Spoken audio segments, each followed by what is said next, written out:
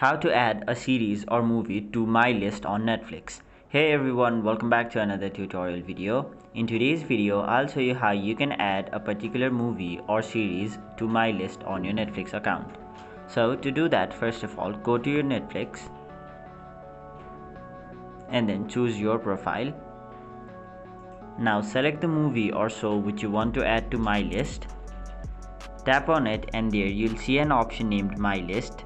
So simply tap on the plus icon and then it will be added to my list on your Netflix account. Now if you want to view where all of the shows or movies which you have my listed are, simply tap on your profile picture in the top right corner of your screen and then it will take you to this page where you'll see the option My List, and there you'll see all of the movies, series and shows which you have added to my list. Now if you want to remove something from my list, simply tap on it and where it says My List, tap on the tick option and then it will turn into a plus option, meaning it will be removed from my list.